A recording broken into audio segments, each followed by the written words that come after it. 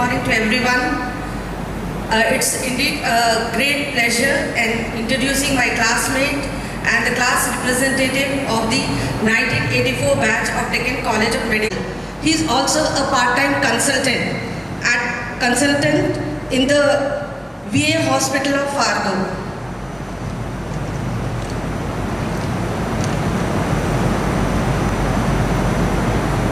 He was the former president of Dana and he's contributed his great services.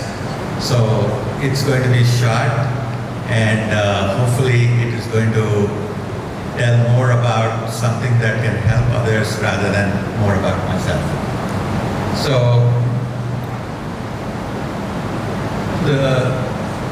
the first slide I made, the topic I got was this navigating the uncharted. The person who started this college was no less than Salar Saab, who was a visionary, who was an educationalist and a very tall leader.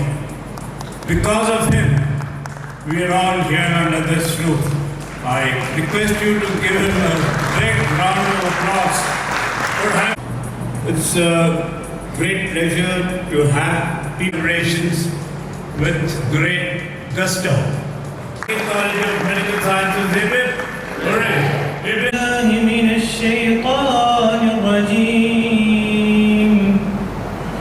بسم الله الرحمن الرحيم اقرأ باسم ربك الذي خلق خلق الإنسان من علق اقرأ وربك الأكرم الذي علم بالقلم. Read, and your Lord is the most gracious, who imparted knowledge by the means of pen. He taught man what he did not know. In fact, man crosses the limits because he deems himself to be free of need. Surely to your Lord is the return. Have you seen him who forbids a servant of Allah when he prays? Tell me if he is on the right. From the 84 batch, one of the first 7 students, as Raza said, on the first day of the college. It was like a palace, the Lutfullah Palace, with a lot of, in the palace, you can imagine, we had dungeons and we had a big telescope hall room and all that. And then we had staff. For inviting me, and I think it's the vision of Salar that we see today, and I had the opportunity and honor to meet him in person many times during my life as a student here. And I first want to thank all the professors who are not here with us, the departed souls, because of which on whose foundation we are standing today. All the great teachers from Usmania, Gandhi and other schools who basically created such a good foundation that right now we are a very reputed institution in the United States, where I come from. And I also want to thank especially we'll have talks as such. We'll have a brief talk and then we'll have discussions. And these discussions will involve the panelists as well as the audience. So the audience also please be proactive in this, so that I can introduce them and then introduce them in a very short manner, and then they will have to go down. I will have a presentation, a brief presentation. After that, the panelists will come back again, and then we'll have a panel discussion involving discussions about various situations which we face on a day-to-day basis. You can use the mics on your table as well. First, we start with Dr. Afshan Khan, who's a child psychologist. They'll introduce themselves and then talk a little bit about their opinions. With me anyway. So, Assalamu alaikum everyone. I'm Afshan Khan. I'm 96 batch and I'm an adult and child psychiatrist in private practice in Austin, Texas. It's taken a while. I'm so grateful to be here. So grateful to see all of you all and how far Deccan has come in 40 years. It's a very proud feeling. And it's Dr. Adil, I'm very thankful for him having invited all of us and to be part of this glorious moment here. Just very quickly, going through the slides, I mean, I really put this there because it says it takes a village to raise a doctor. And I would say it takes an entire family and more to create a female physician. Between the family, friends, neighbors, nearly everyone. So just putting my credentials out there was not to toot my own horn, but just to let you know that the entire team of, families on both sides was there, encouraging, supporting, and being the yes team throughout. Medicine, Technical College of Medical Sciences. I am basically from Maharashtra. I completed my graduations from Government Medical College Nagpur and PG from Nayak Hospital, Mumbai. I am here in Deccan since 15 years. So for me, this word work-life balance is one of the most misunderstood words. What we understand about work-life balance is people says it has to be 8 hours, like 8 hours sleep, 8 hours work, and 8 hours for your. हर उम्र में जुदा, खिलौने, माशूका, पुप्पा और खुदा. Thank you very much. See you all here. I've come here after 18 years to this college. I'm very excited to see the developments and progress in this college. Thanks so much, Dr. Adil, for having me here today to share my experience from the UK perspective. Assalamu alaikum. First of all, I would like to congratulate and appreciate all the hard work of organizing committee. Such a big event coordinated from all over the world. So I am a attending physician at one of the community hospital in Illinois, USA. I did residency, one of the first batch from 95 to 98 in internal medicine. Then start working as a hospitalist. And then I switched to private practice for about 25 years. I mean, physician burnout, it's probably been there for many, many decades. There is a lot of scenarios. I think the most common scenario is you have to be there at 3 places at the same time. And how do you manage that? And then, these lifestyles goes on. Expectations from everyone, from the society, from the family, from the patient. Thank everybody, the organizers and everyone. I had prepared for this talk, but I just want to ask, I'll make it a bit light and entertaining if possible. I just want to ask, are we still a co-ed college or are we just a girls' college now? Because I don't see any boys in the background. Or they've already learned how to do work-life balance and they're doing their balance now and probably will come back to work later. This is a good example. Allah ने मुझे doctor बनाया. Just this, not to be egoistic. Problem in our country is we are doctors are egoistic. Once I got seat in medical college, I think I am a great person. No, because it's name of Allah. If you don't try to practice what you call shukr Allah and be proud, Allah can take this name from you. So please, because we find doctors in this country are egoistic. Because once we go to foreign countries, Middle East, we lost our egoistic problem because I want to save my skin. Oh, मैं कैसे बच के जाऊँगा? Otherwise, somebody can sue me, somebody can put me in jail. Once you finish your job, once you finish your rounds, help others. Because some patients waiting outside to see Dr. Adil. Where is Dr. Adil? Just go and guide him. He is present in room number 200. So this will help you. This is because once you help somebody, Allah will help you. So I want to share my credential just to help. Again, a message for you, for my juniors. I'm from 86 batch. Okay. This grounds remind me late Sadhana Middle Sultan Akbaruddin Owaisi. My first scenario is Director Dr. Afshan. Way of educating, way of working, so people have their own schedules now. And it's never about the specialty, I think. I know people who are anesthesiologists who work 6 months and 6 months travel. And you could be a GI doctor, be running a fellowship directorship and do multiple things and still have a work-life balance.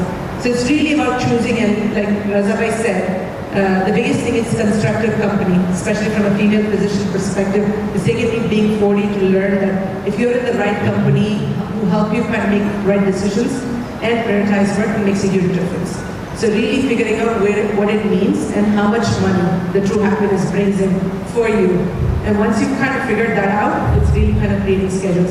I have done a There's something called European Time Directives in UK, and that has been introduced a long time ago, I think 2009, and that has made restrictions on how much you spend time in working, especially seeing the health issues and psychological as well as physical issues with their doctors in the past, which can directly affect the patient care.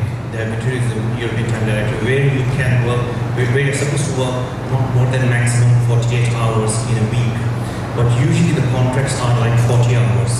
So it depends on how your contract is. Like most of the hospital doctors will be on based upon the rota system, 1 in 7 weekends. Straight answer would be a Friday week. I cannot say much about the Indian concept. I think we have a very eligible person here, Ehrar, who runs a hospital, is working here as well. I think he'll be a better person to give a work-life perspective from an Indian point of view. Ehrar, why don't you come on stage and... No, you can talk from give an opinion. I mean, I know all of us are going to work 60 weeks anyway. So, like once a patient comes, it's like it becomes a family to you. So you cannot, being just a primary physician, so I see, I'm in internal medicine, MD internal medicine, but I practice as family medicine. Because once a family comes, be it a surgical part, be it a pediatric part, so the families come to a particular doctor in Hyderabad and then it gets diverted. So it becomes really very, very difficult. For the United States, the way we balance it is on weekends we will have our colleagues covered, so you get protected time, right? You work 7 days a week, many of my friends here work 6 days a week. Could you develop a similar system here? I haven't practiced in India since I graduated 21 years ago, but that would allow you protected time. And he's a urologist, but he wants Adhibhai to give their advice on any other surgery. So the expectation goes very high. The expectation goes very high, and that way it becomes very, very difficult. getting used to it. Are you safe enough? Double jobs. People working in, say, a preclinical job work as general practitioners in the evening. That's definitely fun. I know there's a lot of scenarios. For example, there's a people who works full-time as a hospitalist in the night and they do fellowship during the daytime. There's one scenario. There are some physicians who do private practice and they do a job also for the benefits. So this is a pretty common scenario, people working 2 jobs to practice. There is no in our dictionary. Whoever comes to say, do you want to do this? Yes, we will do it. So, our boundaries are infinite. There's no boundaries. You're talking about 7 days versus 5 days. You can work for 4 days. Any other job. That flexibility you have in US and UK, where you can, if you want to do more, you can do more. You decide that you want to work less, you work less. It's up to you. If you decide to work 7 days a week, it's your choice. You want to own a Ferrari, a Lamborghini, and you want to work 7 days and pay for that Lamborghini, it's your choice. If you want a 7-bedroom house, it's your choice. So it all depends on what your choice is. Regarding the specific question, in Middle East, no, you can't do 2 jobs. You're employed with one employer and that's it. You cannot do another. That's not the reason why people do the MRC. Especially in an ICU setup, they work 3 days per week. But extensive period of time. Each shift will be 18 hours. I think 14 hours. So they work 3 days in a week. So 3 days they are off. Other system is 5 days per week. Again 2 days off. So between 2 days, 5 hours is very good for the physicians. Because to maintain work balance, I can do research, I can do study. Then the same way I can have the picture on my phone. Somebody asked to call me. So 5 day work week is very good for to have a work balance. Regarding to working in our job is not allowed in Saudi Arabia, but consultants can work if is a need of this. So Thank you, sir, already. And so 1-2 words from you. I would like to take an audience this thing also. This is that. Much you being absent there. So I would say just do it as soon as you have kids and finish your training. And then you can dictate your hours. You really have to have the big grind initially. After training. Exactly. After training, when it's all about job and earning. Afterwards. So they try to earn more and keep it for the kids. No, I don't agree with that at all. Good. I don't agree with that at all. Learning. So audience opinion with.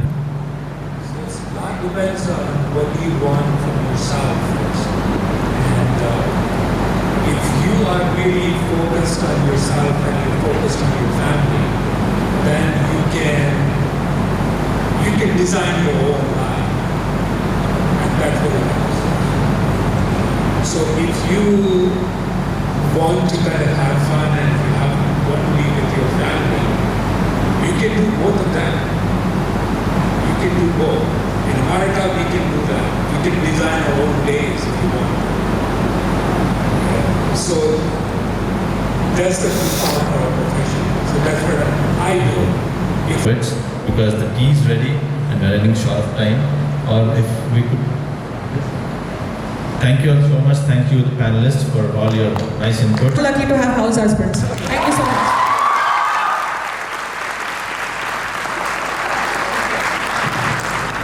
On the other hand, in inductive thinking, you start with an observation. You make some observations of it. Then you observe a pattern in your observation. This leads to a hypothesis, and that leads to a theory. So they both go in opposite directions. So on one hand, the deductive thinking on the left is accurate. It proceeds from broad generalizations to specifics. On the other hand, inductive thinking is approximate. It proceeds from specifics to broad generalizations. But deductive thinking is seldom wrong. You have to understand that. Because it's based on syllogisms. He was in fatigue. He is breathing slowly. The carbon dioxide is not getting washed out, but the carbon dioxide in the blood increases. So these are two syllogisms. Now, if you have a person who's got acute dyspnea and his carbon dioxide is high, are you with me? Now, syllogisms can be wrong, and no disrespect to Ashok, I couldn't find a different name. If you say the first syllogism is all bald men are grandfathers, and if ushered to the ER, young person, let us say among young individuals who are presenting with breathlessness to the ER, this is the prevalence of asthma. 1, 2, 3, 4, 5, 6, 7. The 8% young person who comes with breathlessness has psychogenic dyspnea.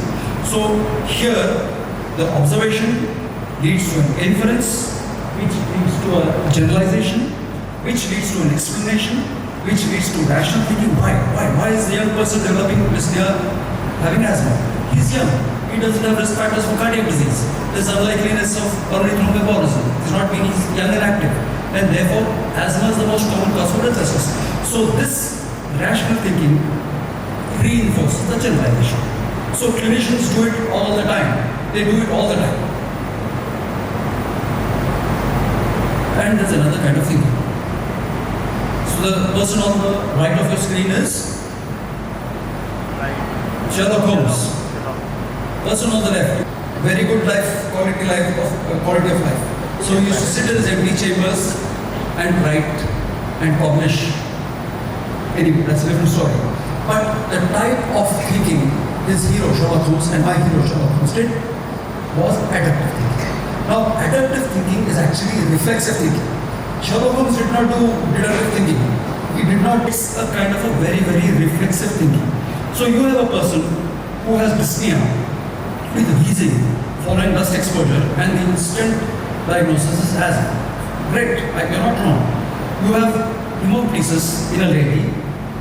One episode over the last 3 months associated with menstrual periods. The diagnosis is catamenial hemoptysis. You're absolutely right.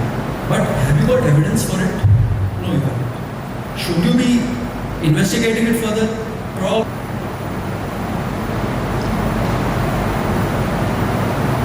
So next we have tried to find the true signal among the noise. Like I said, a lot of the noise, you've got to get a lot of data which is haphazard. You have to make sense out of it. But understand that a lot of the noise is also internal coming in from your brain. And this is partly what this lecture is about. So you might be focusing too much on what the patient has said initially in the history, and you might be describing something else. That's called anchoring bias. You're anchoring yourself before you have actually done things. You may be basing your diagnosis based on a recent patient with a similar problem. That's called the availability bias. Some information that has been available to you in the recent past. Same diagnosis, many doctors carried forward in a thick file. What else do we do? Just leave it. This is called as the yin-yang effect. So we are beset with these constantly in our practice and we need to be vigilant. Now, I want to ask you, what is the definition of a definition? Serious, it's not a joke. So to me, a definition is a description of an entity which is unique to that entity. I haven't looked it up in the Oxford University dictionary or Cambridge dictionary as well. But that, in my own assembled cartoon, if you think about oxygen delivery, you talk about the road in, which is the airways. You talk about the loading station, which is the lungs. You talk about the blocks, the bricks that are the human molecules that are attached to oxygen.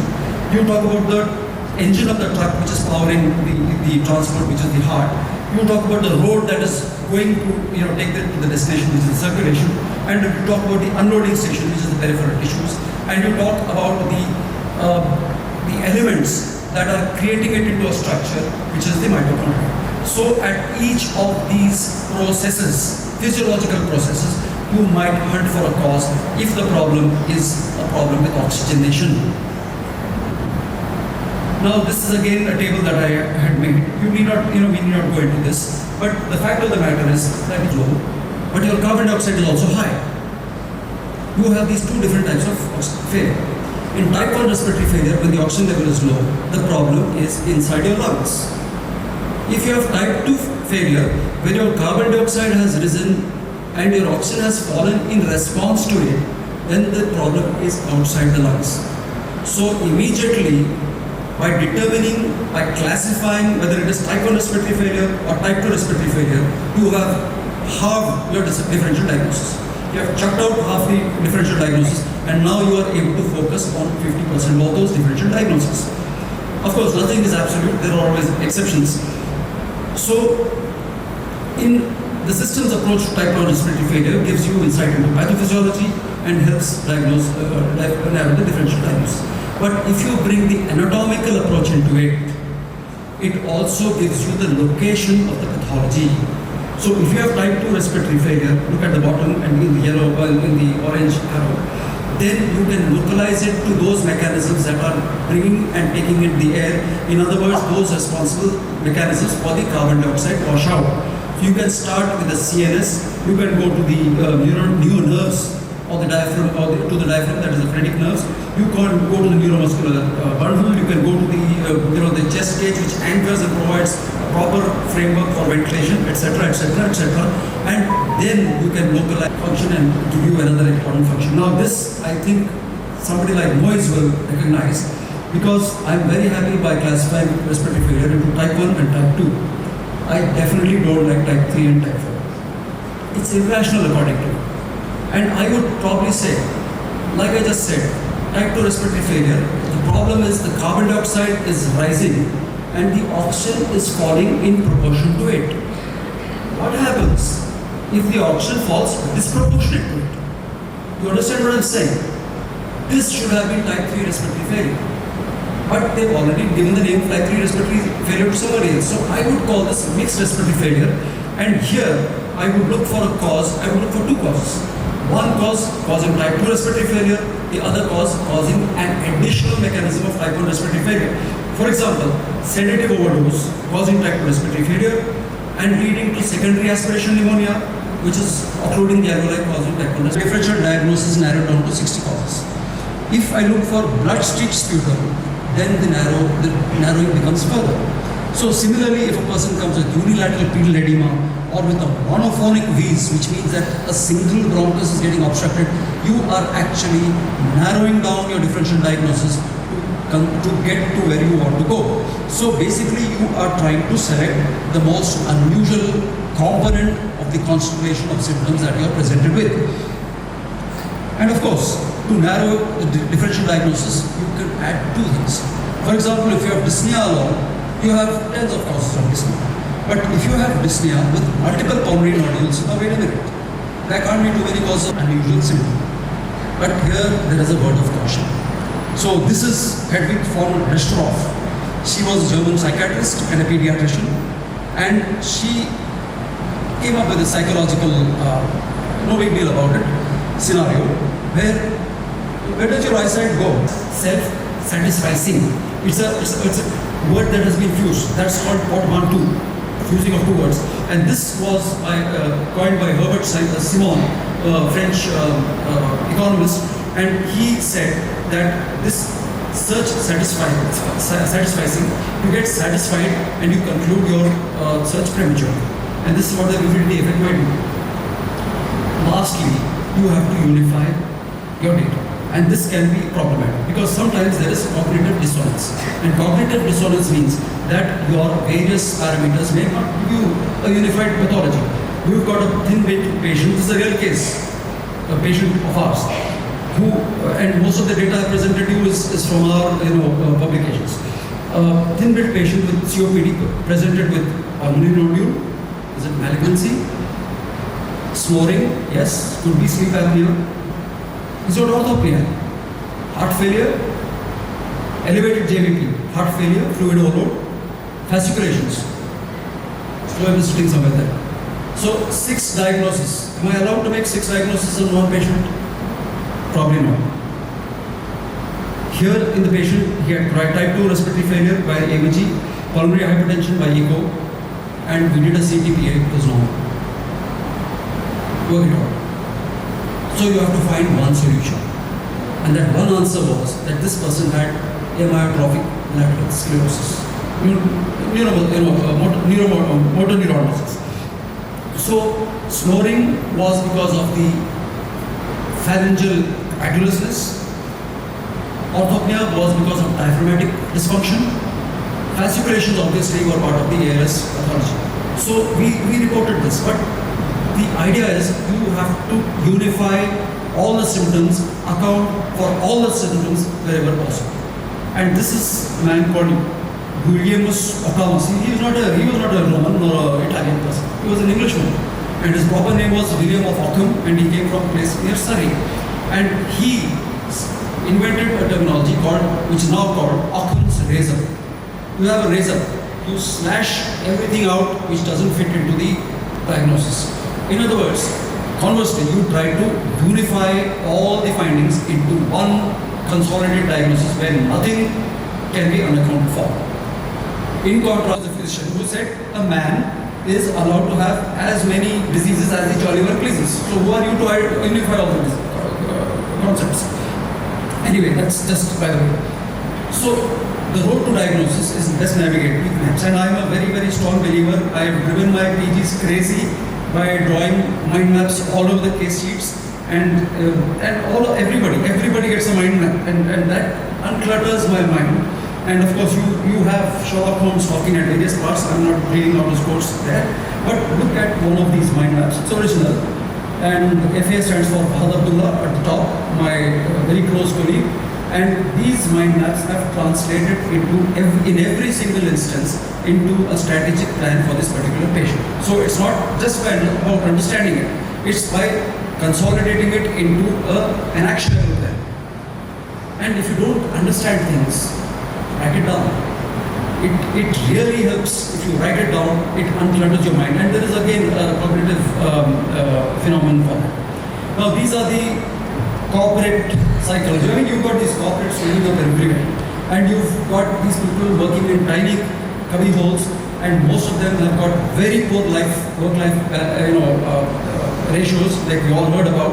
And one of the tricks to feel uplifted is to hold your pencil in your mouth. What does it do? It stretches your mouth into your spine. And what does the face tell the mind? Something happy going on here. The mind says, all right, is that so? It must be so. And the mind gives you feedback signals. So you feel happy. How is it relevant to us? Well, if I show this X-ray to my PG, what's wrong? He stabs a finger at it. I said, please put your finger down. Use your tongue, not your finger. So what he does is, okay, this is an opacity with some streaky black shadows within it, which we all call air bronchogram. At the moment you say air bronchogram, the brain gets its clue. This is a pneumonia. If the PG describes, let us say the shadow on the right, as a lamellar, pleural-based shadow, which is obliterating the CP angles, the brain gets clue. Pleural effusion. And sometimes if you can see the one in the middle, you can see a linear bronchi open. When you breathe out, the traction of the aortic tissue is less, the bronchi, they narrow down. Now, in a person whose bronchi are already narrowed down to some extent, breathing out is difficult. Breathing out is difficult. So the air gets trapped into the lungs. Everybody take a deep breath, please. Don't exhale. Take another deep breath on top of that. Don't exhale. Take another deep breath on top of that. You understand what I mean? When there is air trapping, when the air is not able to flow, the patient is not able to take a deep breath. He can't let it go. He can't draw it in. This should have been a Davidson. It's not. So this is how we should think, and we should understand what the patient is teaching us, but many times we are too busy to understand. So sometimes, I'm not going to take very long, I think Minaz must be eyeing me from somewhere and watch as well. So this is the patient, we got a 26-year-old housewife. The reason for referral was, this patient is improving, sir. Tell us why she is improving. This was the first referral in my life I got because the patient was improving. So this lady had presented 5 years ago elsewhere. She had none of these wheeze, chest pain, patellar edema, etc., etc. 3-4 episodes of frank hemoptysis. She was diagnosed as unexpected pulmonary artery hypertension. Somebody didn't have it. 5 years ago, chest pain was normal. They did a CTPA. Sometimes, if you have a normal X-ray and you have breathlessness, you should be thinking of pulmonary thromboembolism.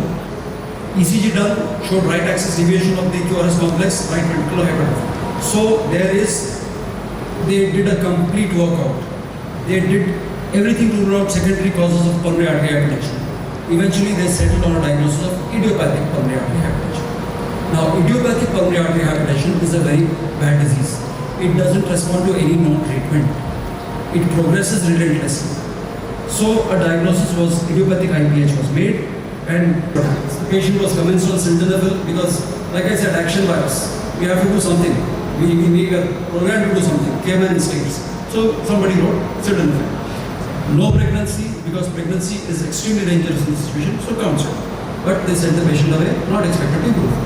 What happens? PA pressures, 2008, they're 80. 2007, they're 80. Wow, sildenafil must be working. 2011, 46. Really? 2012, no pH. It doesn't happen. Cannot happen.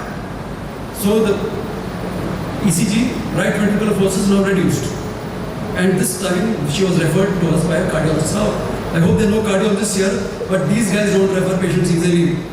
So she was referred, and to me this was a unique situation. So when we saw her, this was not her ultimate first film, this was one of her more recent ones. We thought we saw something in the left mid zone, went for a CTPA, and I don't have a pointer here, but you can see a kind of a lobulated shadow that's taking up contrast. And this was basically a PA malformation. Direct communication between the artery and the vein, and that was like the pressure cooker, someone was boiling and somebody made a hole into it. So this was a decompression that was causing the pressures to drop.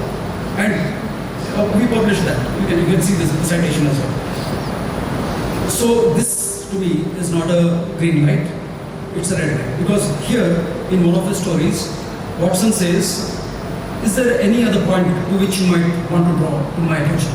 So the culprit was the owner of the dog. So when you have a situation which should be abnormal, which is looking normal, that's a red flag.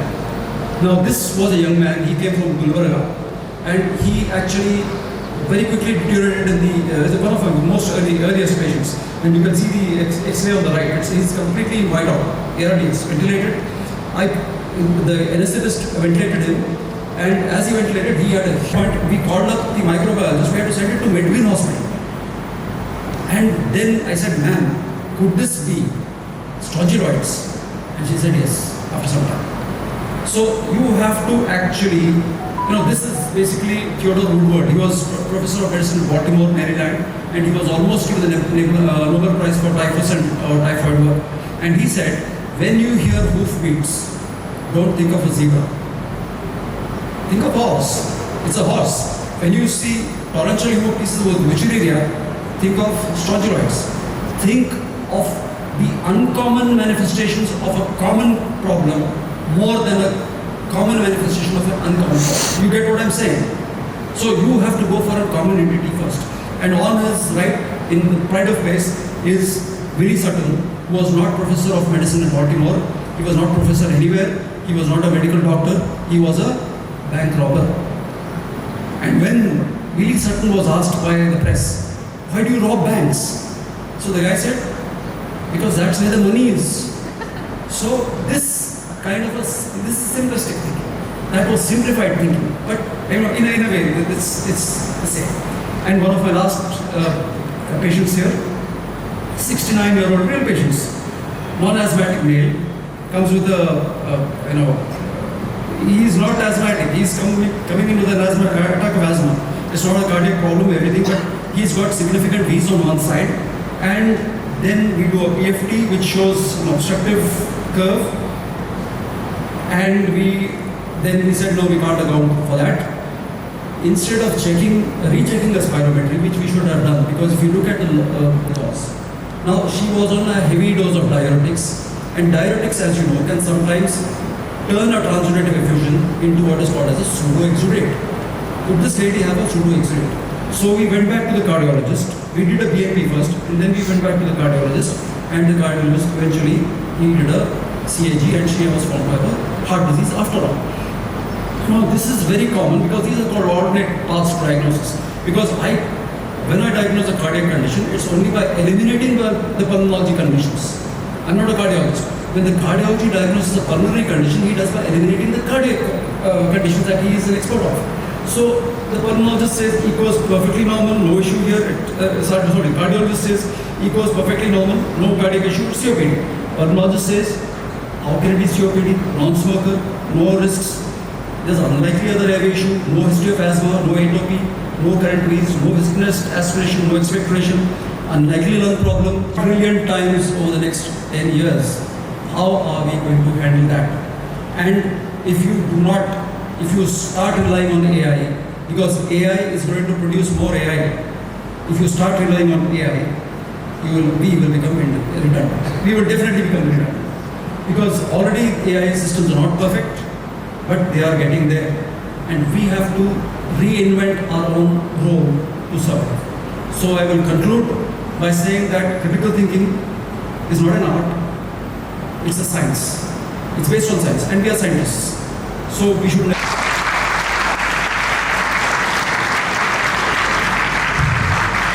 presented about critical thinking and the doubling of the medical knowledge, because in United States we have to take our boards every 10 years. In India, once you pass your MD, you're done. But it's very, very honored to see Dr. Ashfaq keeps up with the latest big round of applause for that, because it's not easy being a teacher and doing the latest thing. For us, we are forced to take boards every. And will be taken by 3 eminent speakers, all coming from the US. We have the first speaker, Dr. Altaf Mansur, who is a hospitalist from Northwestern Medicine, Chicago, Illinois.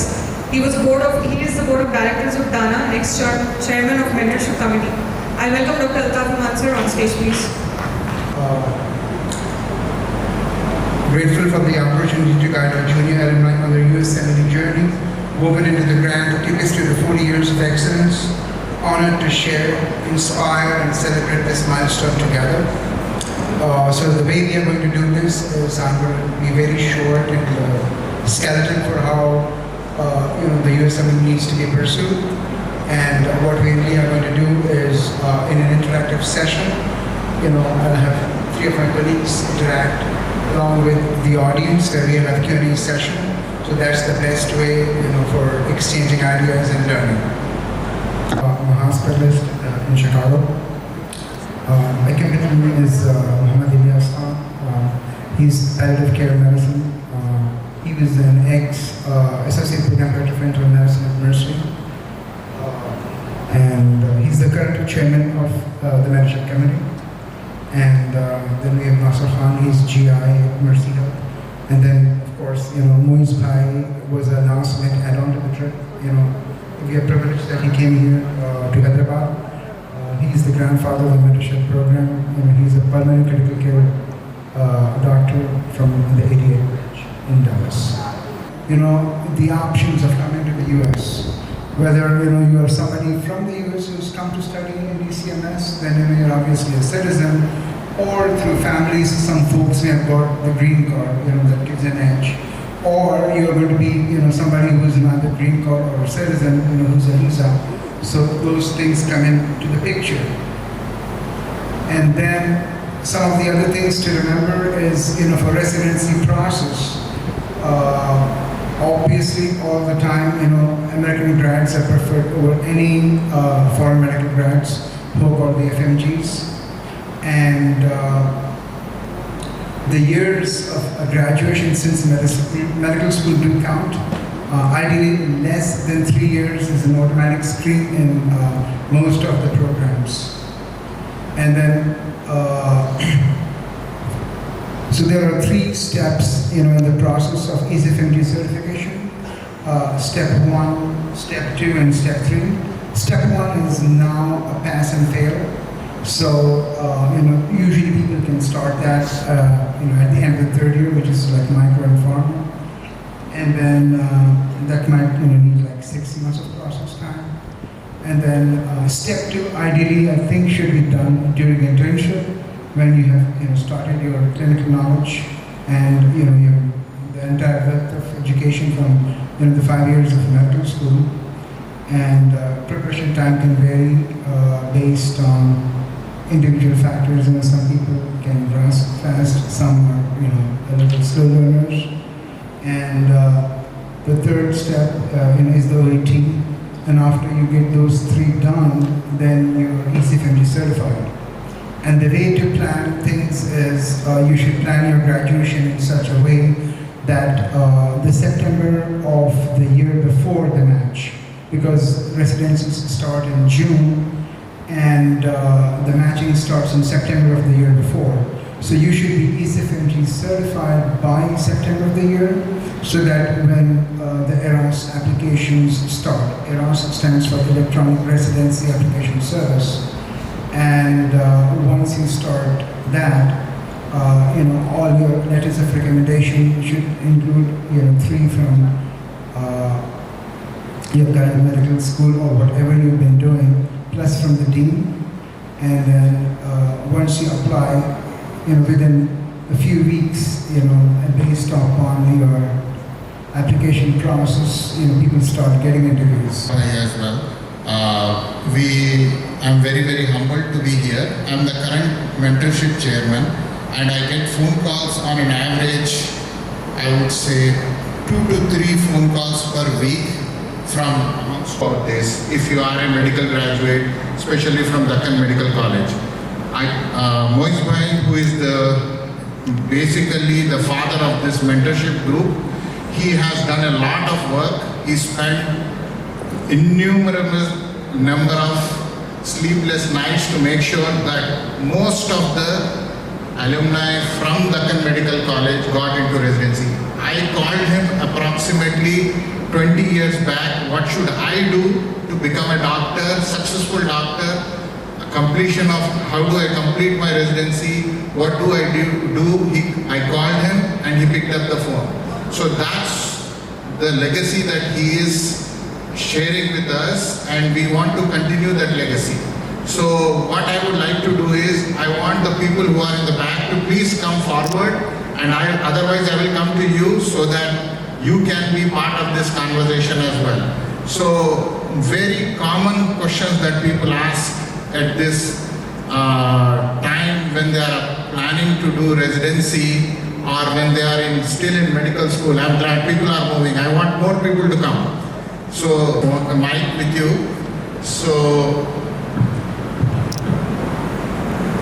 people ask this question is, now that Trump has become the president of United States, should I still keep my dream of coming? Probably getting visas will be probably a little more difficult for training, but I think, if there is a will, there is always a way. So I think, you should still think there is no change. Thank you. I want this to be an interactive session. There is no bad question. You can ask a very simple question as well. And I think here I would actually like to add, for the US, when we do residency. Still thinking about it, and we're in final year, so how can we go about it and make a schedule for the internship as well? Thank you for raising a very important question, because there is a tendency right now to drop the house surgeonship, the internship, and then basically come to United States for so-called rotations or just disappear and taking books and read for months to months in library, and suddenly now I heard recently that there is a change in the university that you have to complete the internship within 2 years. Otherwise they won't change it.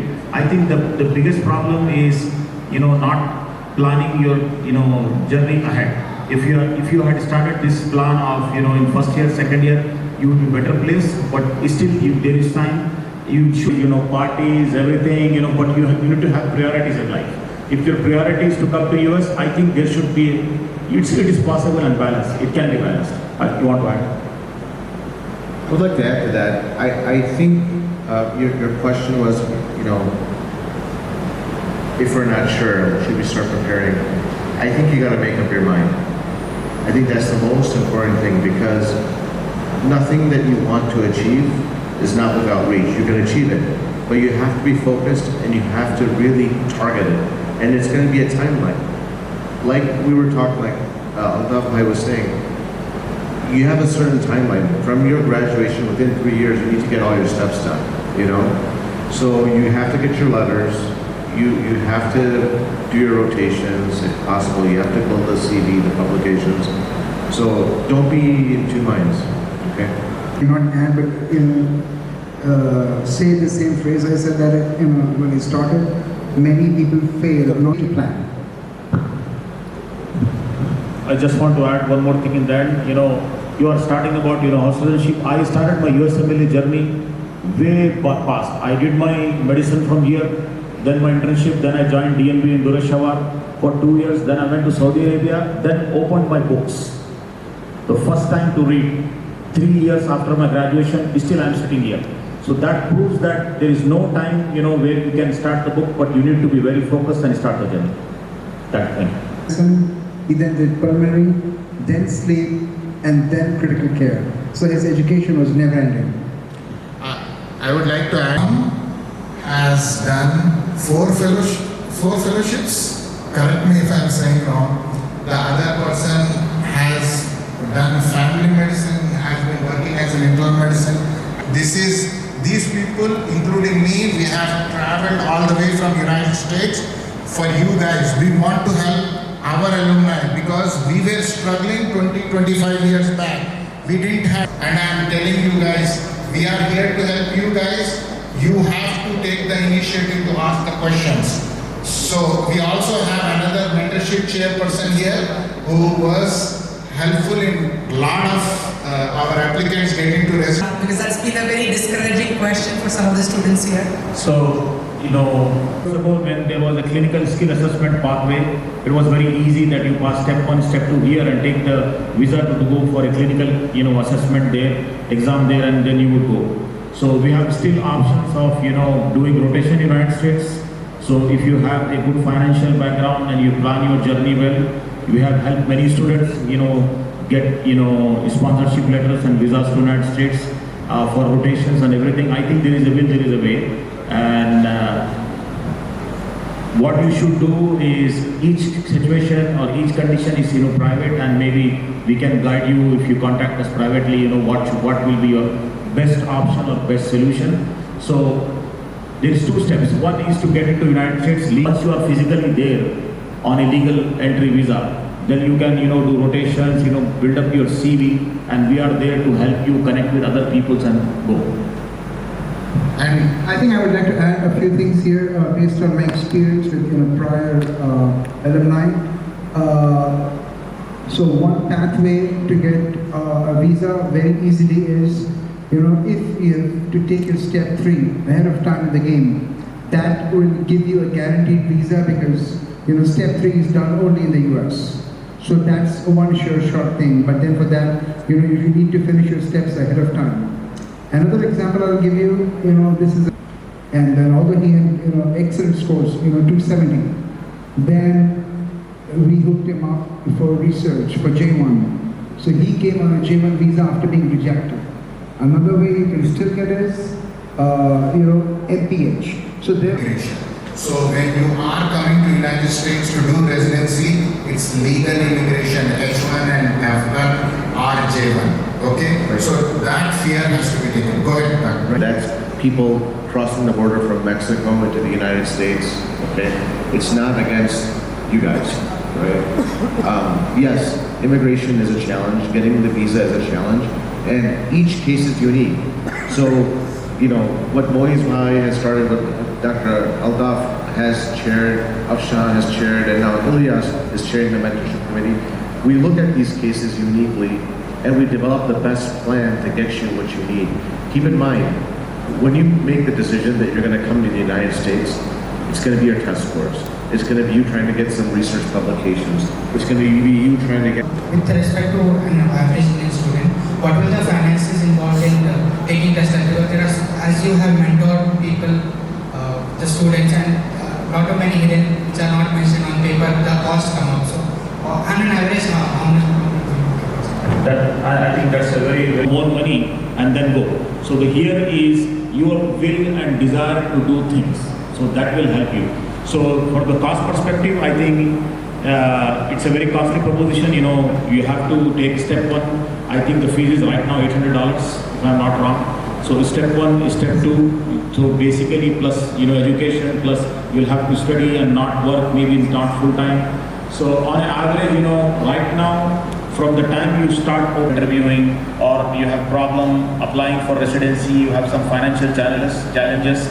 We do have a scholarship program, that Dana runs in the United States, we have helped at least. But of course, it's a matter of, you need to be very sure that you want to come there. And I think to add what Moiz Bhai said, the fees are mentioned right up there. So everybody actually can have factual evidence of fees for each step. And then of course there are applications, fees varies and how much you're applying and how many are first free, so on and so forth.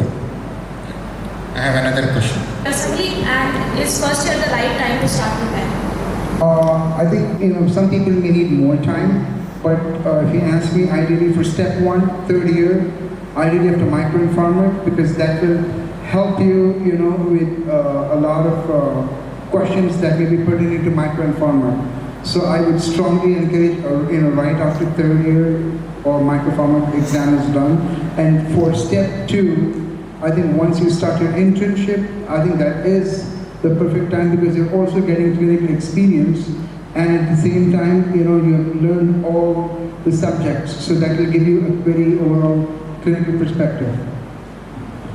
To come very specific to your question, what is the right time? The right time is right now. Because you're reading biochemistry, you take the USMLE biochemistry book and try to compare and just do the job right now. Because you go parallel, you talk, because medicine is same. Whether you are studying here in US or anywhere, you master the biochemistry right now, what US exam, you will get very high score in PG here. And I'm telling you, PG entrance is far more tougher than USMLE, right here. It's very, very obvious, So, anybody who can crack the PG here, 200% chance you will crack the USMLE. There's no chance about it. Yeah. By the time I finish my MBBS course, it will be 2028, and another further 2 more years for internship. So in, let's say 2030 or after that, I'll have to go to the US if I crack step 1 and step 2. What will be the conditions for us Indians over there for the job security, for the placements and everything? Get EEC FMP certified with perfect credentials, like at least a 250 to 260 plus score. I think thinking about jobs is a very, very later on thing. Fellowship spot, the 2 spots they had, I was even chosen the best fellow. So that means as he's right, you have a work ethic, you have a strong belief, self-belief in yourself, you are no less than anybody in the world. Thank you. Actually, I would like to add one more thing here. To add to that, actually both Owaisi and myself, we were actually the chief residents of our respective, residency programs. Research laboratory.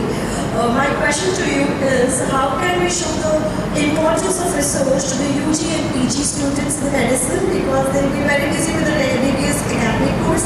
So how should we track the interest to the research, and what is the role of research? As Sir has highlighted recently, that research plays a very important role in medicine, the research articles. So how should we bring the interest? That's the question. It's very difficult to just do MBBS. Now you are adding the USML responsibilities and also again research as well. So that's the question. I will go back and you see can be published. Every single thing that you know or knowledge can be done. So the concept that I have to do research as a separate entity is completely wrong. Research is there in part of your life. You are a research scientist, you are a physician. So every single day you see. So basically what you have to do is you need to find a right mentor. That's the key problem right here. So that's the reason we started the academic collaboration from US. We have, Meena Sarifuddin, she has done wonderful job with, publications and everything, Dr. Ashfaq Hussain. So we are collecting, a group of mentors here that we can coordinate, and then we have Misbah here and, Afsha, who was a PG, in pulmonary here. So what we have done is we are trying to create you a pathway here. You just join them, that's it. They are already doing wonderful work. And they will give you cases, they will give you material, so much material. Last year, this July I was here, and we conducted the research day here. I was amazed at the amount and quality of work, because I'm also chair of the research programs in my hospital, and you are far more better than them. So already your infrastructure exists here. The only problem is just connecting. So this idea of I have to do separate research, I have to do USMLE, no, this is part of your everyday life. I think the key is you got to find the right mentor, and remember, they'll give you the idea and you'll have your part in it. There may be 5 other students working with you, but you'll have your part in it. So at your level in the game, if you work on something, whether it be a minimal part, you'll get your name on a publication. And I think that is key. Would it be good to be a lead author on a publication? Yes. But you may not have the time to do that because you're studying for MBBS, you're studying for a USMLE. But use that as a strategy. Find a mentor, find your role in that project, whatever it may be, or a case report. Focus on MBBS and get a good score, and then reach out to the mentors. We will guide you guys. I hope we answered your question. Thank you. Yes, you brought a very important point. I think the key is getting a strong foundation, doing research. If your basic foundation is very strong, if you like biochemistry, pathology, your basic sciences, you will do well. Wonderful. So I wanted to ask, how many researchers hits the sweet spot, that is enough for me to get? He had nothing. So Zero. Yes. I had 0. Excellent. So you see right here, we are sitting on the thing, trade in the United States with 0. So the key focus is having a high USMLE score, a good score, okay? That's your focus. So research helps you, basically help grow further, because research will take you come to a fellowship stage. Absolutely, without research you can't enter. So that is a no-go zone. So I could apply for a residency without any research, but I cannot apply for a fellowship. So the whole idea is to develop that tendency with you inside that to start with, because when I went for fellowship, I had absolutely nothing. I was lucky to get a sleep fellowship initially. Then I built my CV. Then I realized the mistake that I did. So from that time, I have encouraged all people to start this concept from medical school, because we should all strive to be super specialist, sub-specialist, because we want to be on the top of the pyramid. That's the thought process we have. So this concept of having if you really want to do it, maybe 2 case reports or maybe 1 publication is far more enough for a residence application. Remember, like everybody here on the stage is saying, scores are the most important thing. So first focus on that. Find your minimal role in any research project. Now, as far as research, when you're in a residency program, every residency program is held to a certain standard as far as scholarly activity. It goes into our accreditation processes. Dr. Ilyas Khan will tell you, being an associate program director in one of our programs, all of our residents are expected to publish. So having now in 2024 or 2025, having some publication does help, but it's not the main thing. Remember, it's the icing on the cake that'll get you over the finish line. So scores, not having a gap, okay, getting it done within 3 years, so start studying for your steps now, and then get involved in some research. But again, scores. And just a friendly reminder, just to be respectful, for the next talk, we have 21 minutes left. Applications 2 to 3 years prior the matching process would be a good idea, or should I delay it right before the application?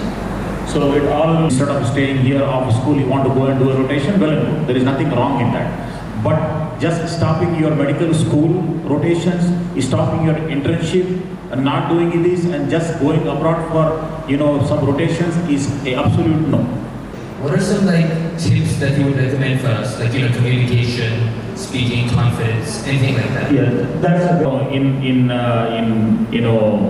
international medical graduates in general and our culture in general, because here we have a tendency of not asking professors any questions or being humble and asking, like I remember I was working in Usmania with Dr. Binod Kumar Sai, he was head of the department, and sometimes he used to tell something very absurd, and we have to be very careful. So, sir, in your experience, what do you think is like this? So we have to be very respectful. Here it's opposite. If you don't question, if you don't answer, I did my sleep fellowship in Wisconsin, and my professor graded me from 9, he gave me 7 out of 9. The reason he told me, you need to teach me something in this rotation. You see, so we came from a concept of being not opening mouth to something teaching. So that's the reason we have started a program about 2 years ago. We are debating, all these kind of extracurricular activities. You need to be vocal. You need to speak for yourself. I think he will explain more. I agree with Dr. Moise. Keep in mind, once you get to that level and you have interviews, there are many things that we look at when we interview a candidate, right? Now, many programs are doing Zoom interviews. Some are doing in-person interviews. Some people are doing hybrid interviews. Our family medicine program does in-person and Zoom. Our internal medicine program does only Zoom. Connect with the appropriate resources for mock interviews, okay? Because that's going to be a separate preparation itself. So, basically, I would like to acknowledge what Moise Bhai has said. There is an alumni from 93 batch, Dr. Adil Moin. Observership in clinic is as equal as well. Could you repeat community hospitals based on where our alumni are and how much each can help? Yes, absolutely. Because, for example, me, I have all the time somebody other rotating with us, and that helps them get letters from the hospital. So the one more, there is a myth of me getting into a good university hospital, myth of having a rotation into a myth. It has nothing to do with it. I can give you a rotation in Harvard, it doesn't help you get into residency. So what helps you residency is an opportunity. Even in a community hospital or anywhere, wherever you go, opportunity, you grab that opportunity, impress your mentor and get a very good recommendation letter. That will take you far more places than, because all the recommendation letters are written secretly. So you might work in Harvard, but that guy doesn't write good about you. It actually works against you. You see? So institution has very little to do. It has to do with where, how you perform. We have very innovative students among you who have done a lot of website research and everything. Place is more convenient for you in terms of accommodation, transportation. We will be working along with you and try to help and guide you where you can do your rotations. Starts with what scores you have, because based on the scores, your rotations will depend upon that, and based upon the rotations and what specialty on the scores, then you choose your observation letters accordingly, obviously. So, for example, I don't want to take scores, but everything is dependent upon score, and subsequent to that is what specialty you choose. I have nothing to add. That was perfect. It's so comprehensive. And we on the other end want to help and add this bridge. You as a chief, and you guys as you work with students, can you all briefly explain the Dana mentorship program, what's expected? Moise Bhai will be the best person to explain what Dana mentorship. United States in 2001, there was nothing for us to help or tell each other. We did not have cell phones at that time, only landlines, and it was extremely difficult to connect with alumni.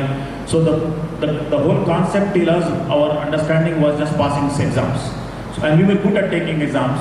We were good students. We passed the exams. Now, when I reached the United States, I realized that was only a small part of the problem. The big part of the problem is application process, understanding the application process, making a personal statement and selling the story, why I want to do pediatrics, why I want to do internal medicine, why do I want to do psychiatry, and then going to an interview, traveling, stress of going to new cities, new hospitals, and then marketing and selling yourself. And this interview process is nothing to do with medicine. It's all about personality. So this navigating all these things became very complex. So then when Dana was formed in 2016, we came up with an idea to be, I was one of the board of directors at that time, and each board of director was given something to choose, what they like to work on. So I had a 10-year plan to take this organization. So we started from a formal mentorship program. So Dana mentorship program basically consists of, everybody who has graduated from medical school is a mentor to me. It's as simple as that. So all of us are mentors. So we have close to about 700 doctors in the United States from, DCMS right now. 500 of them are very active, and at least 50 of them are extremely active in mentorship. So based on your specialty interest, we try to connect you and provide you with a mentor, and that mentor's job is basically trying to guide you, hold your hand, and walk through this journey.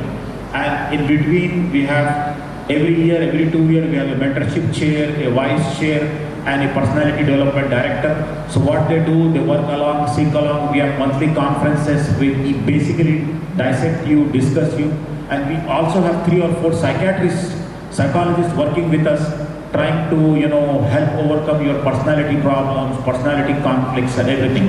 So as Ilyas mentions, our help is to guide you to your destination and help you. There is no guarantee that I can get you a seat, I have no connections, or nothing absolutely. Can you do some jugaad? For example, you are a bright candidate and you are academically very active, you are speaking very good, then I know some places. I think in last 10 years, I would say we have at least 10 or 15 hospitals in US where we have very good connections.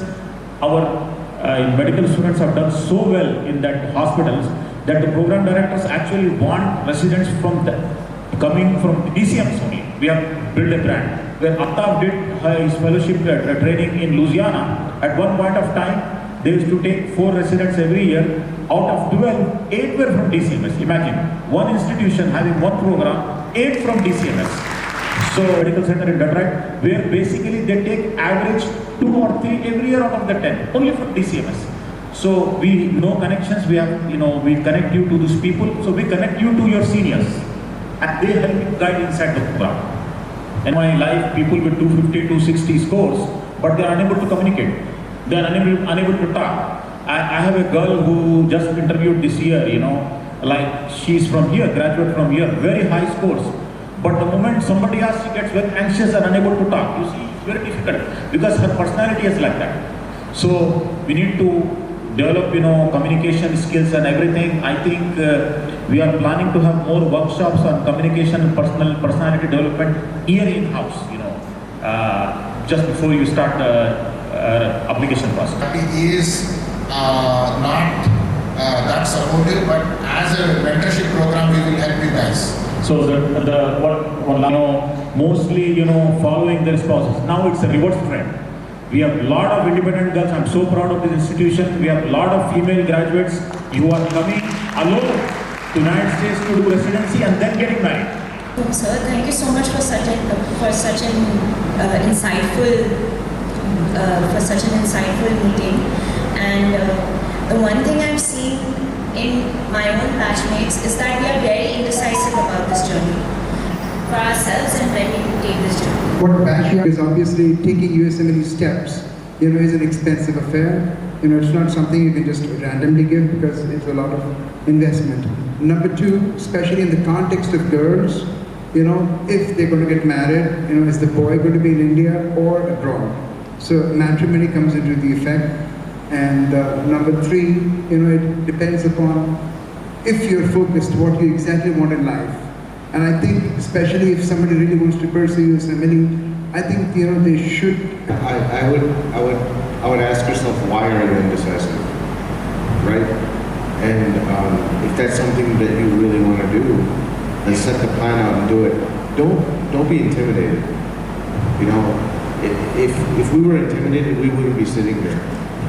If we could do it, and any one of you can do it. No, she did an internal medicine residency and rheumatology, and she's now a professor of rheumatology teaching medical students. She was among you, and she used to wear complete hijab and everything. She still does that. So what I feel is, there is nobody less in this room than anybody else in the United States. Everybody can do it, and everybody should do it. The only question is, you want to do PG or not? That thing. So the only thing is decision where to do the PG, correct? So you want to do the PG in the best place in the world? Of course, United States. That's it. 70% from the institution. And here also we see 90% of the Assalamualaikum, sir. So apart from preparation, what are the other common mistakes you see students make while preparing for this journey, and how do you think we can avoid them? So I think you don't want to start this journey after you finish medical school. Like, okay, hey, now I'm going to start studying for my step 1, step 2. I did it like that. I made a mistake. I don't want you to do it like that. You want to keep that gap between the date of graduation and the date you apply as small as possible. So plan now and start studying. You have great professors. You're doing great research, great work. Tie up with them. They're available to you. Publish with them. I was so proud to see Dr. Hassan giving his talk, the number of publications he's had. When I was a student here, Dr. Habibullah was here. He actually motivated me to become a gastroenterologist. He was a hepatologist. And that's why I'm sitting here. I'm a gastroenterologist. I didn't do hepatology. I did interventional GI, but that was my motivation to do GI. So plan. That's what I would tell you. Networking with people, like-minded people, who have the same journey, same goals. The reason I was in US is because my friends from here, who went to US in front of me, and they kept calling me, you should be here. So you should start networking, that's it. Next question. I'd like to know, since you have been to US, also to Middle East, I'm not much fascinated with the work life in USA. I'm a person who's much inclined to go to Middle East, but I also want a good residency to pass it so I can get a good job in Middle East. So I'd like to know, what are the scopes of dermatology in USA, and also how would you differentiate the life in Middle East and as well as USA? So she grew up in Riyadh all her life except doing medical school here. So the whole idea here is getting a top class education, okay? So if you want to get education, I think US is the best place on earth to get education, okay, in terms of training. So work-life balance is depending on you, okay? So the difference between Middle East and US for dermatology is dermatology in United States is very, very tough, extremely tough to get. Until and unless you have a PG in dermatology from India or maybe UK, it's almost impossible to get into dermatology there, okay? So if you really want to do dermatology, US might not be the destination for you. So, and the work-life balance, and I think Middle East is far more better than US in terms of, because Middle East is far more laid back. The amount of patients, the amount of work I do, maybe I would do 1/4 in Middle East and make twice the money. So there is a huge cultural difference between Middle East and thing. So you really have to decide what your goals are, and then decide if you want to settle down in Middle East or come to US. If training in Chicago, internal medicine, infectious disease, they are working National Guard in Jeddah for last 15 years.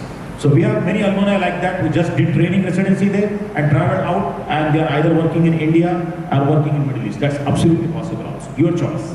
Sir, how? For foreigners. But in future, inshallah, I will try to get the Saudi board for the PG candidates in Middle East, because they have to change the vision. So there is may start inshallah in future. What is the scope of practicing ophthalmology in US, or in general the surgical branches there? Surgical field in the United States. Ophthalmology is relatively little more tougher than compared to other branches, because the number of spots of ophthalmology are little less compared to other fields. But if your USMLE scores are very good and maybe you spend some time doing quality research, you should have absolute equal opportunity than anybody else. I know a lot of people from India who have done ophthalmology there, we have done general surgery there. In fact, we have one alumni who did cardiothoracic surgery in the US. He's a graduate from here, who is a city surgeon in Indiana right now. He's training in India. Another option to enter the US is a reverse fellowship way. You can come through fellowship, and we have people who have come, including neurosurgery, orthopedics, and other fields. And actually, I have one person here, Obed. I've been trying to push him to come. He's done anesthesia, and I've been pushing, just come for fellowship. But that's one more option. And I think. So what he's trying to tell you is, you do the, surgical training or postgraduate training here. Then what you do is to step 1, 2, and 3. Then you apply directly for fellowship. So there are, possibilities. We have an orthopedic alumni who did PEDS ortho in US. That did PEDS ortho, then he's working, assistant professor at PEDS ortho in South Dakota. So there are ways, you have to chart your own territory and way. The DCMS faculty, especially principals of Ashwak, for giving us this opportunity to help you guys. We are here. This is not the end, this is the beginning. I would like to say that. At gmail.com. If you have questions, just email it to us. We will reach back to you. We will be there to help you as much as possible. Very fluent English. It's very difficult for a person like me who speaks only Urdu, and it will be very difficult. Don't worry. It's once you get there, you will have enough opportunity. And person like me who used to hardly speak English was able to do residency and fellowship. And my biggest job is talking to patients. I'm a palliative care physician. So imagine, things can be done. Don't lose hope. I would request Dr. Ashwak sir to be on stage. I also request Dr. Shyam Sundar sir, Medical Superintendent, Owaisi Hospital and Professor of Orthopedics, to please come on stage. Back into their alma mater. This is, and also what they have spoken about has not even touched the tip of the iceberg of what they're doing. In terms of organization, in terms of reaching out to people, not only our alumni, but there are 1,000 other things. I went to Houston for the first time in my life, and that opened my eyes, literally opened my eyes. So I thank them from the bottom of my heart, sparing the time. It's no ordinary job to leave your regular life and come down here. It kind of disrupts your work-life balance. So I really thank them. And I'm actually thinking, I'm half thinking about writing the USMLE now.